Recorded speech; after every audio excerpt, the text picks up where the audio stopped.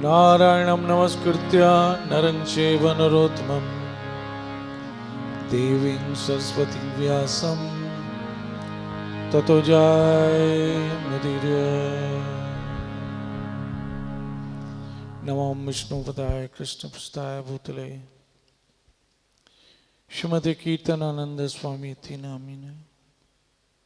नमस्ते भक्तिपदाय प्रभुपाद प्रियाय ते लीला क्षेत्र प्रमधाम स्थापिता मन पक्ष में। जैसे कि हम श्री कृष्ण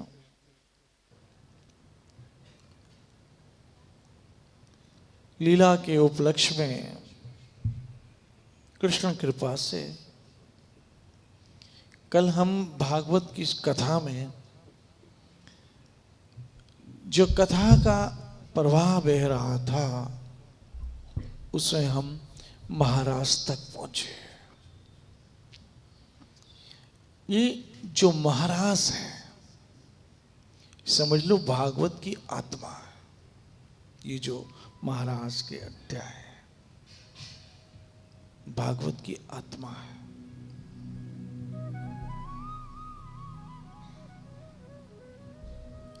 क्योंकि इस महाराज के माध्यम से बहुत कुछ ऐसा सीखा जा सकता है जो हमारी भक्ति में सहायता कर सकता है। जैसे कल हमने एक छोटा सा एक्सपेरिमेंट किया कि छोटे 3-4 बरस के बच्चे को बुलाया और एक तरफ मैंने 500 रुपए का नोट रखा और एक तरफ 5 रुपए का चॉकलेट रखा। उसने क्या चुना? चॉकलेट चुना। चॉकलेट क्यों चुना पता है? क्योंकि उसने चॉकलेट का ही स्वाद चखा है। उसको 500 रुपए के नोट की शक्ति का कुछ पता है। ऐसे हम संसार को क्यों चुनते हैं? क्योंकि हमने संसार ही को चखा है। हमें कृष्ण भक्ति का कुछ पता ही नहीं। हमें कृष्ण भक्ति का कुछ पता ही नहीं। और जिसका पता नहीं है, जिसका स्वाद हमने कभी चखा ही नहीं है, उसकी वैल्यू का हमें क्या पता चलेगा। इसलिए हम सब क्या चुनते हैं? संसार चुनते हैं। क्योंकि हमें भक्ति का कुछ पता ही नहीं। इसकी शक्ति क्या है, इसका पावर क्या है, इससे हमें क्या प्राप्त हो सकता है, ये हमको ज्ञान ही नहीं है। क्योंकि हमने तो एक चॉकलेट का मजा ही चखा है। लेकिन जब गुरु कृपा से इसकी शक्ति का हमें पता चलता है कि ये शक्ति क्या है, तब जाके हमें ज्ञान होता है कि कृष्ण भक्ति क्या है, कृष्ण नाम क्या है और इसमें क्या ताकत है, क्या शक्ति है। मैं तो कहता हूं कि जो भी छोटी उम्र के बच्चे हैं, चाहे लड़कियां हो वो लड़कियां हो या युवा हो, इस उम्र में ये सब कुछ मिल जाना समझ लो भगवान की एक बहुत बड़ी कृपा है। क्योंकि यही उम्र बनने और बिगड़ने की है। अगर सत्संग में आ गए तो जीवन बन गया और कुसंग में चले गए तो जीवन बर्बाद हो गया। और ऐसे अंधेरे रास्तों पे चल पड़ते हैं जिसकी कोई मंजिल नहीं होती है।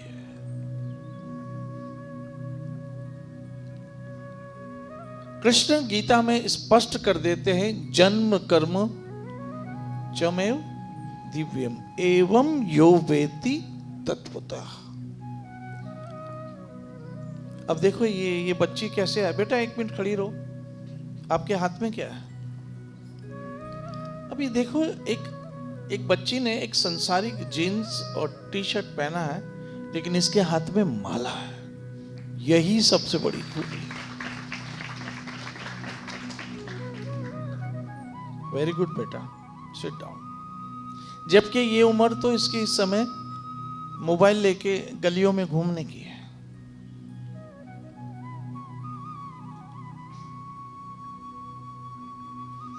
यही भगवान की कृपा है कि जब भगवान किसी पे कृपा करते हैं तो पता है क्या देते हैं। मैं आपको छोटी, महाराष्ट्र तो भी आना है, लेकिन थोड़ी सी भूमिका बना लो। मैं एक महापुरुष के साथ, अब ये देखो, ये छोटे छोटे बच्चे आ रहे हैं, इनको क्या पता कथा क्या होगी। देख लो, आप सब देख लो, इनको क्या पता कृष्ण कथा क्या है। इनको तो महात्म का भी पता नहीं कि कृष्ण कथा का क्या महात्म है। लेकिन राधा वृंदावन चंद्र इतने दयालु है कि खींच के लाते हैं।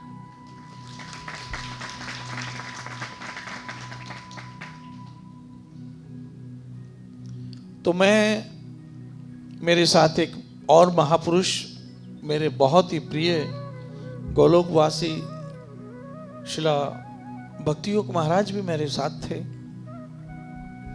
और हम लोग भगवान मल्लिकार्जुन के दर्शन करने वहां पर आंध्र प्रदेश में थे।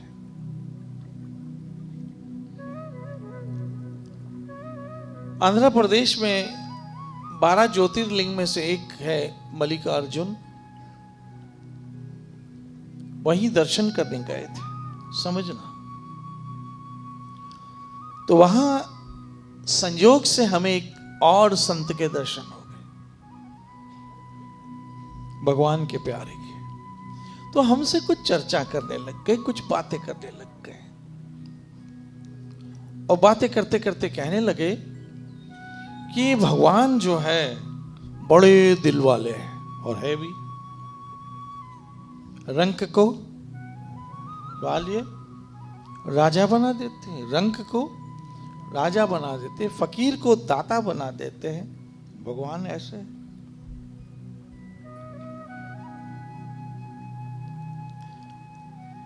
तो कहा कि भगवान से जो मांगो दे देते हैं।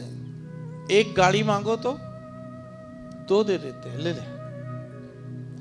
एक घर मांगो 2 दे देते हैं, बिजनेस मांगो तो बढ़ा देते हैं, सब कुछ दे देते हैं। लेकिन एक चीज में बहुत कंजूस है भगवान, बहुत माइजर है, बहुत ज्यादा कंजूस है। हमने उत्सुकता से पूछा, भगवान और कंजूस? बोला हाँ, एक बात में कंजूस है, और वो है कि वो अपना नाम सबको नहीं देते। अपना नाम अपने प्यारों को ही देते हैं। आज मैं देखता हूं हमारे आश्रम में हमारे परिवार के छोटे छोटे बच्चों के हाथों में जपमाला है। तो ये छोटी उम्र, और ये सब जो बड़े बड़े 60 70 80 बरस के उम्र वाले लोगों को नसीब नहीं होता है। नानी दादी की उम्र की स्त्रियों को नहीं नसीब होता है। दादा नाने की उम्र के पुरुषों को नसीब नहीं होता, नहीं नसीब होता। अंत समय तक वो संसार की ही सोचते, अंत समय तक। और ये छोटी आयु के बच्चे राधा वृंदावन चंद्र की ओर खींच के आते, उनकी कथा सुनने आते। इनको क्या पता, क्योंकि हमारे यहां तो देखा गया, जब एक वृद्ध अवस्था की उम्र होती है तब लोग सत्संग की ओर आते हैं, कथा कीर्तन की ओर आते हैं। और अगर युवावस्था में आ भी जाए तो लोग कहते हैं ये तुम्हारी उम्र थोड़ी है सत्संग जाने की, मंदिर जाने की। और यही व्यवस्था अंत तक हम छोड़ने को तैयार नहीं है। अंत में भी संसार का ही चिंतन रहता है। तो जो सफेद बाल बूढ़े हो जाए, दांत गिर जाए, जो नाना बन जाए, जो दादा बन जाए, उनको भी जो नहीं मिला है, ये हमारे परिवार के छोटे छोटे बच्चों को मिल गया। कितनी बड़ी कृपा है, कितनी बड़ी कृपा है ये।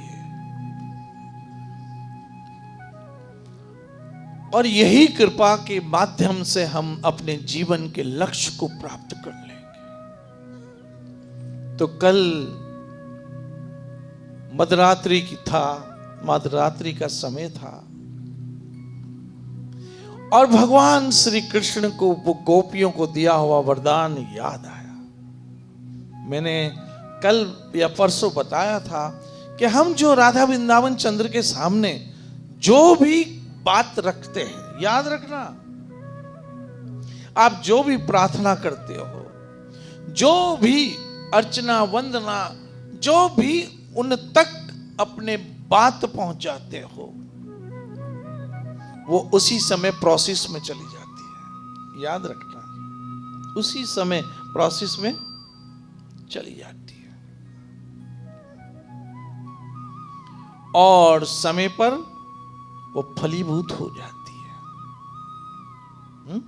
क्योंकि हर चीज का एक समय आता है और उस समय पर आपकी प्रार्थना, आपकी वंदना, आपकी अर्चना, आपने जो भी ठाकुर से अरदास की है, समय पे फलीभूत हो ही जाती है। लेकिन यू हैव टू पेशेंस, अपनी बारी का इंतजार, आएगा पक्का आएगा, क्योंकि उसके यहां सबकी सुनी जाती है।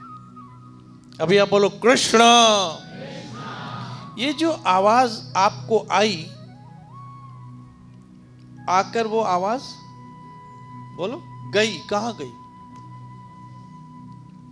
कृष्णा, ये सुनाई दी, अब ये आवाज गई कहां? ये कॉस्मोस में चली गई,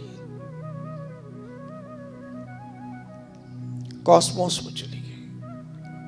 आपको पता ना, मिल्की वे, कॉस्मोस है, वहां चली गई और वहां भ्रमण कर रही। और साइंटिस्ट इस बात को मान रहे हैं, नासा वाले, कि जो 500,000 साल पहले की बातें की गई थी, वो उसको कैच करने की कोशिश कर रहे हैं कि 1000 साल पहले किसी महापुरुष ने जो कहा था, जो बात कही थी, वो इस समय भी कॉस्मोस में कहीं भ्रमण कर रही होगी, उसको कैच करने की कोशिश कर रहे हैं। मतलब जो हम कहते हैं वो अमर हो जाता है। जिस तरह से अभी ये रिकॉर्डिंग चल रही है, मैं जो कह रहा हूं वो रिकॉर्ड हो रहा है, 50 साल के बाद निकालोगे तो वही आवाज आएगी, ऐसे ना, ऐसे कॉस्मोस में भी रिकॉर्ड हो जाता है। और घूमते घूमते घूमते मेरे हरि के कानों तक पहुंच ही जाता है। इसलिए ये मत कहना कि भगवान सुनता नहीं, सुनता है, सुनता है, सुन लेता है और समय पे वो रिजल्ट भी आ जाता है। अब गोपियों ने कभी कात्यायनी की पूजा की थी, श्री राधे श्री राधे श्री राधे, मां कात्यायनी की पूजा की थी। उस दिन हमारी कथा में कौन आए थे? महादेव आए थे। आज लगता है माता रानी आई हुई है। उस दिन भोलेनाथ आए, आज मां जगदम्बा आई, उन्हीं की स्मृति आ रही है मुझे। कात्यायनी की पूजा सारी गोपियां करती थी। आपको पता है जगदम्बा का एक नाम कात्यायनी है, और वहां एक शक्तिपीठ भी है श्री वृंदावन धाम में, कात्यायनी के नाम से। वृंदावन एक ऐसा पैकेज है जहां शामा शाम तो है ही, भगवान भोलेनाथ गोपेश्वर के रूप में विराजमान है, और मां भवानी कात्यायनी के रूप में विराजमान है, और बाकी सारे देवी देवता लता पताओं के रूप में वृंदावन में विराजमान है। यह है वृंदावन की महिमा। श्री वृंदावन, श्री वृंदावन, श्री वृंदावन। मां कात्यायनी की पूजा हो रही थी,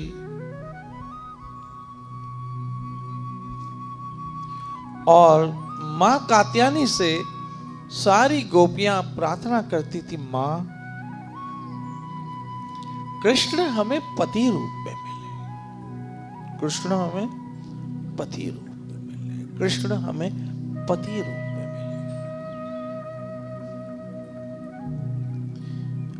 देखिए, जहां तक देवी देवताओं की पूजा का संबंध है, तो हमने कभी भी देवी देवताओं की पूजा का खंडन नहीं किया है,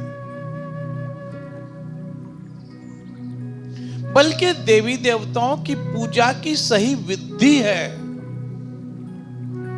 कि यदि उनसे कुछ मांगना ही है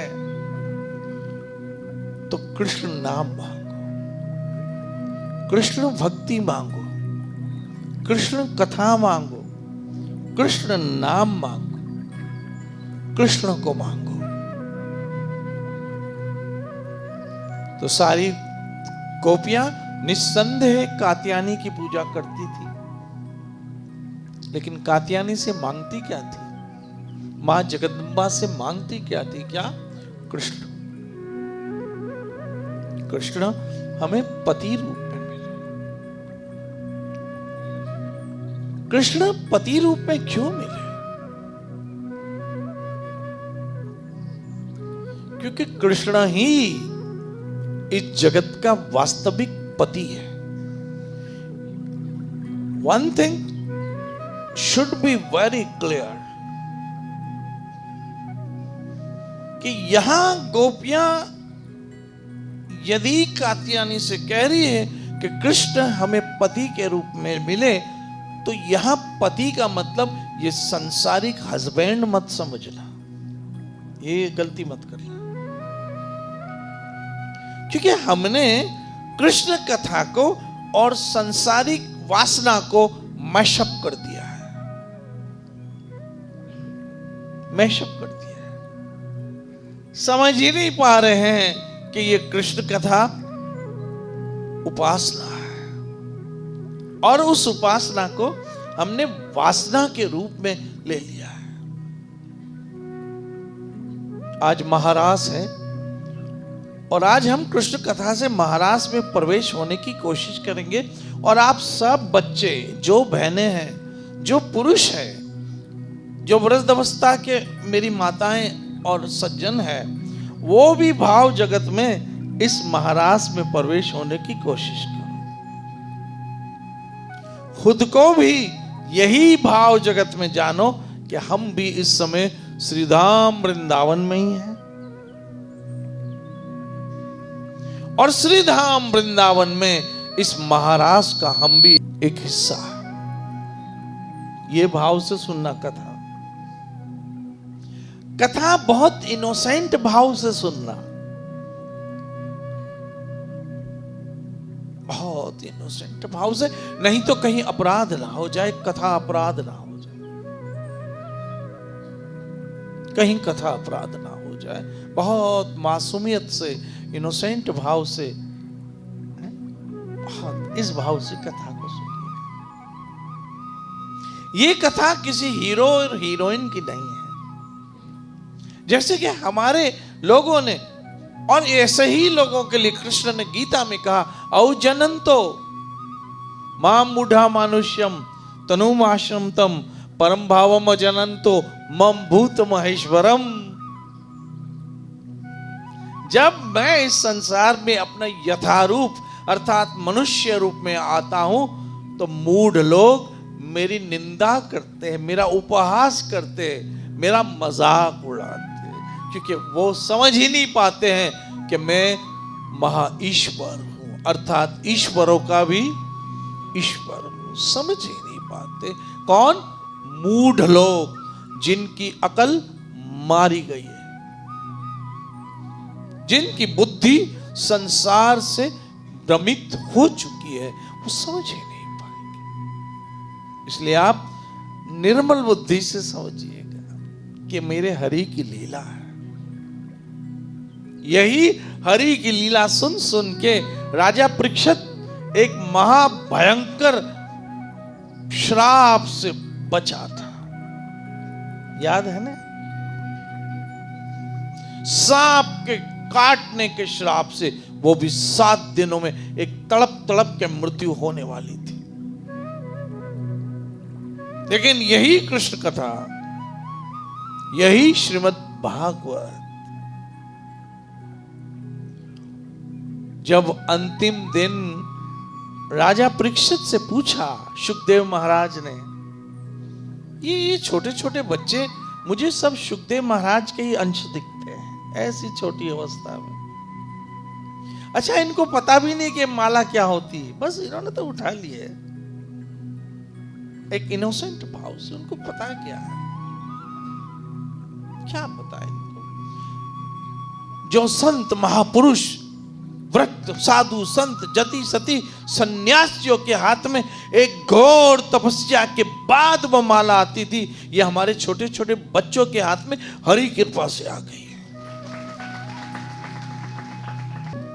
तो राजा परीक्षित से पूछा सुखदेव महाराज ने कि क्या हाल है तुम्हारे?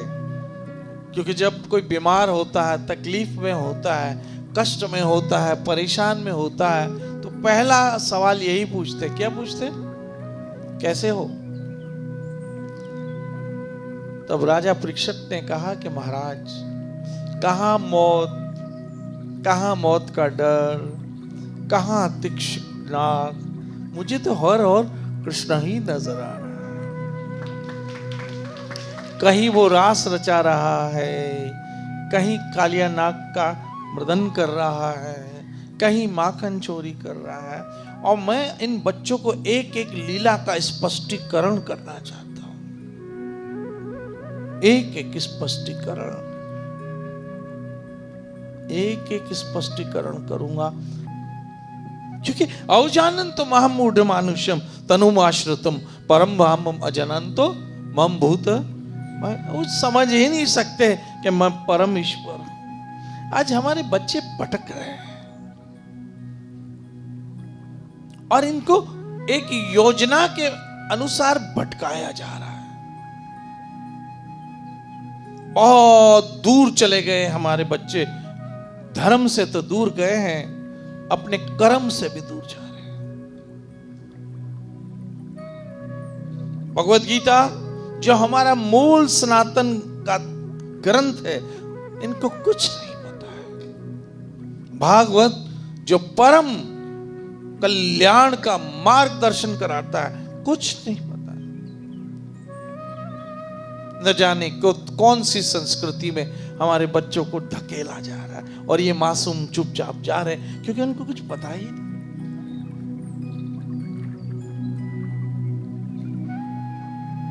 कृष्ण परमेश्वर है। कभी कभी लोग मुझे कहते, बापू हमारे घर में सब भगवानों की मूर्तियां हैं। अरे भाई, सब भगवान आए कहां से? हम तो, मेरा सेंटेंस पूरा करो, हम तो नहीं, यहां कोई ऐसा नहीं है जो बोलेगा हम तो सब भगवानों को मानते। अरे सब भगवान आए कहां से? भगवान तो एक ही है जिसका नाम है कृष्ण,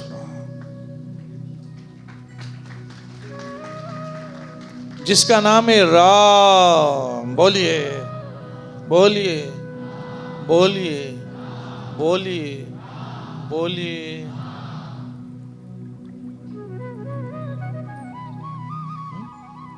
जैसे मैं तो एक ही हूं।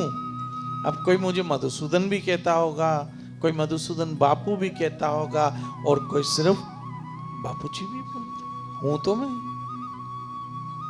ऐसे मेरा ठाकुर नाम नामकारी बहुधा निज सर्वशक्ति सा। ये बहुधा नाम है मेरे हरि के। लेकिन उन सब नामों में श्रीमणि नाम है कृष्ण। इसलिए कहा कलीर दोषे निधे राजन अस्ति है को महान गुण। क्या? कीर्तनाद एवं कृष्ण स्पेसिफिकेशन कर दिया, कृष्ण।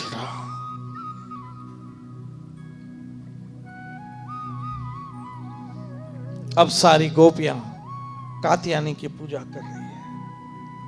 मैंने कहा ना, किसी भी देवी देवता का मान सम्मान सत्कार करना हमारा परम कर्तव्य है। उनकी निंदा करना एक घोर अपराध है। सबको प्रणाम करना हमारा परम कर्तव्य है, क्योंकि मेरे हरि के सब प्यारे हैं, सब मेरे हरि के प्यारे हैं। लेकिन उनसे मांगना क्या है? यदि कभी जाओ भी तो मांगना यही कि हमें कृष्ण भक्ति दो। आप दे सकते हो, आप हमें कृष्ण भक्ति दो। मैंने तो अपने उल्लासनगर वालों के लिए बात कह दी थी बहुत 8, 10, 15 दिन पहले कि हम उल्लासनगर वाले हैं। कैसे हैं पता? कि हे भगवान आप हम पे कृपा करो। क्या बोलो? क्या बोला? आप हम पे कृपा करो, पैसे तो हम खुद ही कमा लेंगे। पैसे कमाने के लिए हम आपसे प्रार्थना नहीं करेंगे। आप हम पे कृपा करो, पैसे तो हम कमा ही लेंगे, खुद ही कमाएंगे। कृपा चाहिए। अब कृपा हुई है कि नहीं आपको कैसे पता? तो जिस दिन आपकी जबान पे हरि नाम आ गया,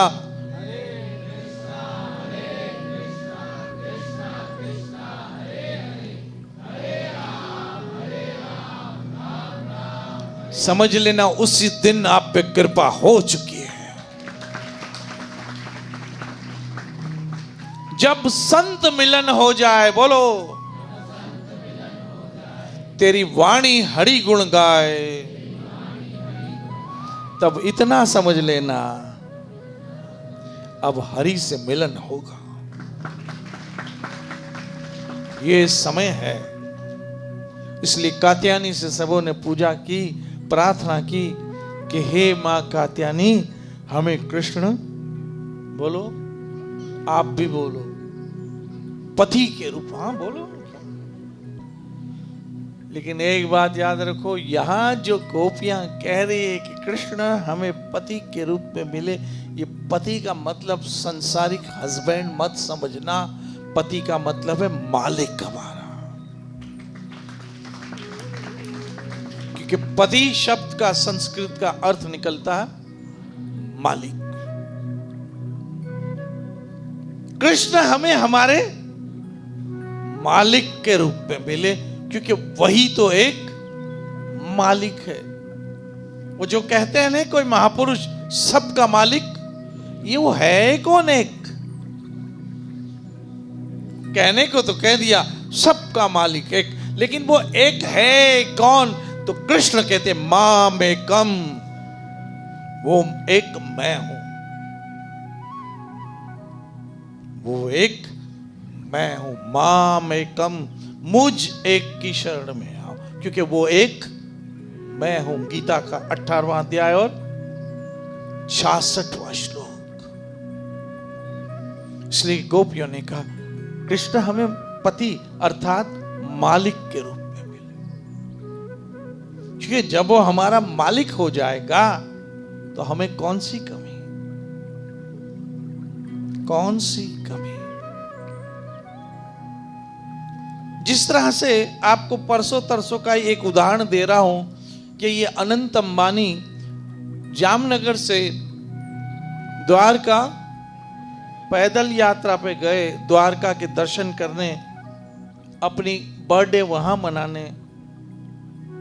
लोग अपनी बर्थडे कहां मनाते हैं, लेकिन जब हरि कृपा करते हैं तो अरबों खरबों होने के बाद भी वो द्वारका की तरफ मुंह करते हैं।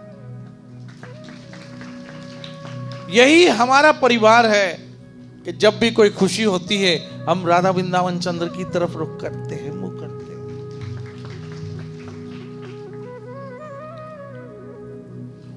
उसने बीच में देखा एक मुर्गी का ट्रक, आपने देखा होगा, देखा ये तो सब मरने कटने जा रही है। उसने रोका, अपने एक आदमी को कहा, ऐसा ही है ना, अपने एक आदमी को कहा इस सबों को बचा लो और इसके पैसे देके इनको छुड़वा लो और इनको पाल लो। ऐसे हम सब भी मरने जा रहे हैं, पता है, हम सब भी, जन्म तो हो चुका है, अब नेक्स्ट स्टेप क्या है? मौत का। दिन हो चुका है, मतलब नेक्स्ट, रात सुबह हुई तो नेक्स्ट, इसलिए जन्म हुआ तो नेक्स्ट मौत। तो हम सब मरने की तरफ तो जा रहे हैं। ऐसे में भगवान क्योंकि मालिक है ना, वो अपने एक नौकर को भेजता है, कहता जा इन सबों को बचा ले, और वो हमारे गुरु होते हैं। कहते जा इन सबों को बचा ले, ये सब मरने जा रहे हैं, इनको मार दिया जाएगा यमदूतों के हाथों, बचा ले। और हमें कैसे बचाते? ये कृष्ण कथा के माध्यम से, ये हरि नाम के माध्यम से। इसलिए गोपियों ने सही कहा कि कृष्ण हमें पति के रूप में चाहिए, क्योंकि मालिक जब हमारा वो हो जाएगा जो सबका मालिक है, तो क्या कमी है? समझे? या पति शब्द से क्लियर हो जाना। नहीं तो हम भौतिक संसार में फंस के कोई कथा का अपराध ना कर ले।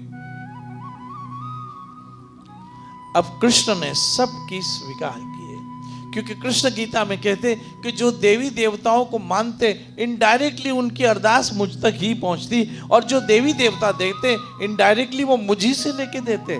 पढ़ लो गीता का 7वां अध्याय।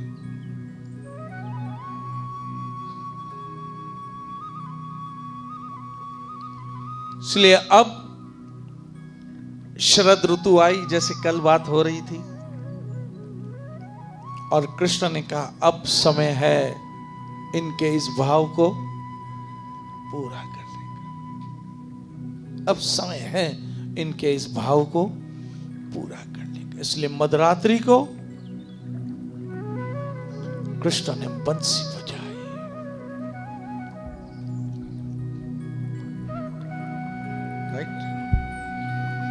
अब एक कुछ सेकंड आंखें बंद करो और उसको फील करो, उस फीलिंग को लाओ अपने अंदर, कि हम भी वहीं श्रीधाम वृंदावन में हैं, हम भी उस मध्यरात्रि में ही हैं, और हमारे कानों में भी वही कन्हैया की बंसी गूंज रही है। सिर्फ थोड़ी देर फीलिंग करो, रिलैक्स हो जाओ और इस फीलिंग करो।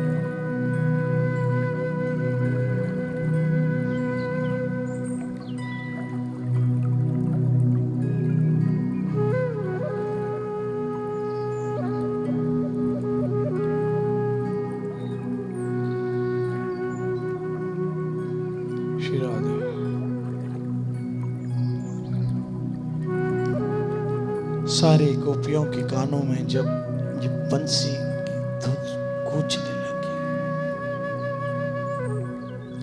तब गोपियों से रहा नहीं गया। एक अपने परिवार से बात पूछूं, जब आपको पता पड़ता है कि आश्रम में कथा है, आपसे रहा जाता है? रहा जाता नहीं रहा जाता, नहीं रहा जाता। नहीं रहा जाता। ये जुमला बात बार मेरे दिमाग में घूमता है, आप बुलाओ और हम ना आए, ऐसे तो हालात नहीं। कि मेरा कन्हैया बुला रहा है और हम, ये कथा क्या है? ये कथा भी एक प्रकार की बंसी है।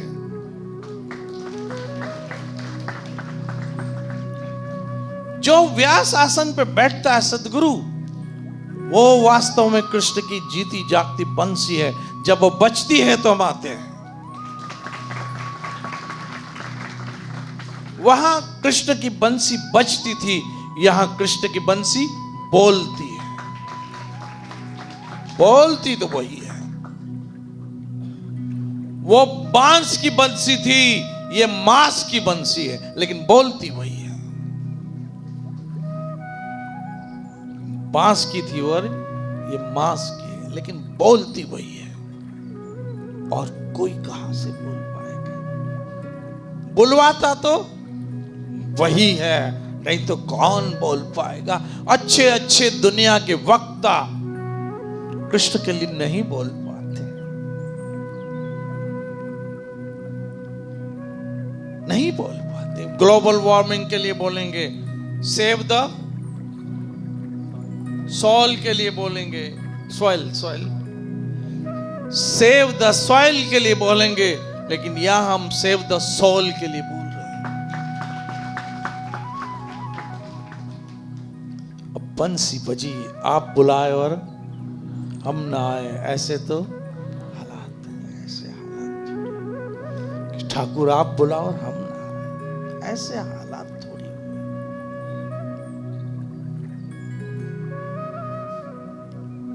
अरे एक साधारण लड़का किसी लड़की को फोन करता है, और यदि लड़की उससे प्यार करती है तो कैसे भी भाग के चली जाती है। तो यहां तो मेरा कन्हैया है, जिसने हमें बनाया, जिसे हमें बोलना सिखाया, जिसने हमें सुनना सिखाया, जिसने हमें देखना सिखाया, जिसने हमें हमारे पांव पे चलना सिखाया, वो बुलाए और हम ना आए। इसलिए सारी गोपियां दौड़ी। अब उस समय वृंदावन की अवस्था कैसी थी? रात को चंद्रमा पूरे यौवन पे चमक रहे थे, पूरे मध्यरात्रि थी। और उस मध्यरात्रि में आइए हम भी सब महारास में प्रवेश करने चलते हैं। चलो हम भी उन गोपियों की तरह, चाहे लड़के हो लड़कियां हो, पुरुष हो स्त्रियां हो, सभी तो गोपियां ही हैं। गोपी शब्द गोपन्य से निकला है, गोपी शब्द गोपन्य से निकला है। और जिसके भी मन में कृष्ण के प्रति प्यार है गोपन्य रूप से, वो सब तो गोपी है। और इस विश्व की सबसे बड़ी गोपी भगवान शिव है। सबसे बड़ी गोपी तो हर हर महादेव भगवान शिव है। जाके देखिए वृंदावन में गोपेश्वर के रूप को, क्या तो शाम को उनका श्रृंगार होता है, जाके देखिए तो सही। तो ये सारी ही गोपियां हैं, चाहे छोटी हो बड़ी हो, लड़के हो या लड़कियां, है तो सब गोपियां ही। पुरुष तो एक मेरा ठाकुर है, बाकी तो सब प्रकृति बैठी है। यू नो, तो सब प्रकृति। पुरुष तो एक सामने खड़ा है बंसी लेकर, बाकी तो सब प्रकृति। कौन सा पुरुष? गोविंद आदि पुरुष तम अहम भजामि, जिसके लिए ब्रह्मा जी कह रहे हैं। अब सारी गोपियां दौड़ी, चंद्रमा पूरे यौवन पे। आइए थोड़ा भाव बनाते हैं वृंदावन का, उस महाराज की रात्रि का एक भाव बनाते हैं। Let's go. आकाश पे चंद्रमा पूरे यौवन के साथ पूरे खिला हुआ था, और वो चंद्रमा की शीतल शीतल किरणें उस महाराज के स्थान को एक अद्भुत छटा बिखर रही थी। छटा उस समय रजनीगंधा, रात की रानी इत्यादि इत्यादि पुष्पों की सुगंध से ऐसे लगता था जैसे हजारों हजारों इत्तर की बोतलें छिड़क दी गई हो। इतना अद्भुत सुगंध थी। और यमुना जल से छूकर जो पवन आ रही थी, एक तो वो शीतल थी और उसमें जमुना की छोटी छोटी फुहारें, जब पानी चल रहा था, हवा चल रही थी, वो पानी की छोटी छोटी फुहारें एक तो शरद ऋतु, एक अद्भुत अद्भुत अवस्था में लेके जा रही थी। बंसी है कि रुकने का नाम नहीं। अब गोपियों से रहा नहीं गया, रहा नहीं गया। जादूगर सैया छोड़ मोरी भैया, हो गई आधी रात अब घर जाने दो। ये गाना कब का, जब हम पैदा भी नहीं हुए थे।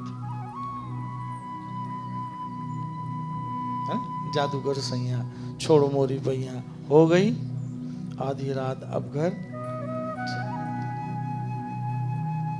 सारी गोपियां चली चली, लेकिन एक दूसरे को बताकर भी नहीं गई। उतावली उतावली उतावली, किसको क्या टाइम है किसी को बताने का? क्यों? अरे मेरा प्रियतम बुला रहा है मुझे, मेरा प्रियतम। क्यों? याद रखना, प्यार करने के लायक तो एक ही नंद का दुलारा है, प्यार करने के। बाकी हमारे प्यार की कौन कदर करेगा? They will misuse our love. They will misuse our emotions. They will misuse.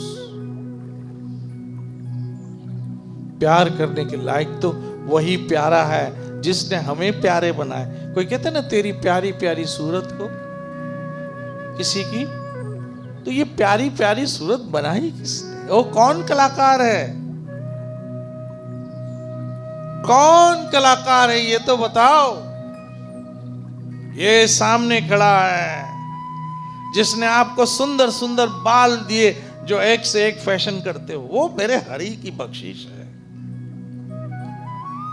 जिसने आपको एक सुंदर शरीर दिया जिसमें एक से एक वस्त्र धारण करके अपने आप को हीरो सिद्ध करते हो, ये मेरे हरि की देन है। एक दिन की बात है, अभी हम महाराष्ट्र में तो चली जाए हैं, महाराष्ट्र में भी है और महाराष्ट्र में भी है। जय महाराष्ट्र, क्योंकि महाराष्ट्र में इस समय महारास हो रहा है। जय हरि विठ्ठला। यहां तो यहां रास हो। मैं आपको एक छोटी सी कथा बताता हूं, फिर आपको समझ आएगा। एक बहुत बड़े ऋषि थे, बहुत बड़े ऋषि थे। ये बिफोर पार्टीशन की बात है। लाहौर जो लव ने बसाया, भगवान राम के पुत्र है, आज वो पाकिस्तान में है, पंजाब प्रांत में। वहां से वो निकल रहे थे तो एक बालकनी में एक वैश्या खड़ी थी।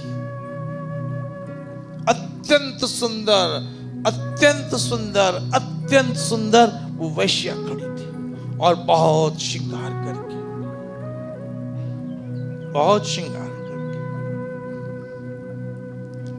तो वो ऋषि, वो संत चलते चलते चलते अचानक उस वेश्या को देखकर रुक गए और उसको देखने लग गए। किसको? वेश्या को, प्रोस्टिट्यूट को देखने लग गए, नाचने वाली को देखने लग गए। देखते देखते नजर हट नहीं रही थी। तब देखने वालों ने कहा कि ये संत इस वेश्या के मोह में फंस गया। क्योंकि याद रखना बेटा, इस दुनिया में आपको जज करने वाले लोग बहुत मिलेंगे, आपको समझने वाला कोई नहीं। और ये जजमेंटल लोग आपको ही मेंटल करते हैं। आपको मेंटल कौन करता है? जो जजमेंटल टाइप के लोग हैं वही तो मेंटल कर देते हैं। इसलिए प्लीज किसी की भी अवस्था में किसी को जज मत कर, क्या पता वो किस अवस्था। अब सब कहने लगे ये महाराज तो इस वैश्या के मोह में फंस गए, क्योंकि इनकी नजर ही नहीं हट रही है। देखे जा रहे, देखे जा रहे, देखे जा रहे। तब वो वैश्या को भी लगा कि मेरी सुंदरता पे मोहित हो गए, मोहित हो गए मेरी सुंदरता पे। तब अचानक वो संत मुस्कुराए और वैश्या से कहने लगे कि मुझे क्या काम तेरी सुंदरता से, मुझे क्या काम तेरी सुंदरता से। मैं तो उस मुसव्विर मतलब पेंटर, मैं तो उस मुसव्विर की बनाई हुई तस्वीर को देखता हूं कि क्या तो वो तस्वीर में रंग भरता है। मैं तो उसको देख रहा हूं जो इसको बनाने वाला है। आज रात को सोने से पहले अपना मुंह से थोड़ा सा धो लेना, क्योंकि बहुत पसीने वाला होगा, और आईने में देखना और सोचना जिसने मुझे बनाया उसका थैंक यू, उसका थैंक यू। क्योंकि दो आंखें जिसने दी, जिससे मैं खुद को ही खुद देख रही हूं, वो कैसा हो, कैसा। जब आप घर पे जाओ तो सबसे पहले कहना धन्यवाद कृष्ण, एक घर दिया है, एक छत दी है, अपने दिए हैं, है ना। धन्यवाद आपको, धन्यवाद आपको। तो अब सारी गोपियां चली, लेकिन कहां चली? 10 बज गए। ये महाराज बहुत आनंद देता, ये मौत यम की भय से मुक्त कर देता। पता है, मनुष्य जन्म को धन्य कर देता है। क्योंकि मनुष्य बनकर यदि कृष्ण कथा न सुनी, भारत में जन्म लेके यदि कृष्ण कथा न सुनी, हिंदू के घर जन्म लेके यदि कृष्ण कथा न सुनी, तो व्यर्थ गई ये सारी अपॉर्चुनिटीज। नित्य भजो श्री श्री राधा वृंदावन चंद्र बिहारी लाल निताई गो। जय जय श्री राधे, जय जय श्री राधे, जय जय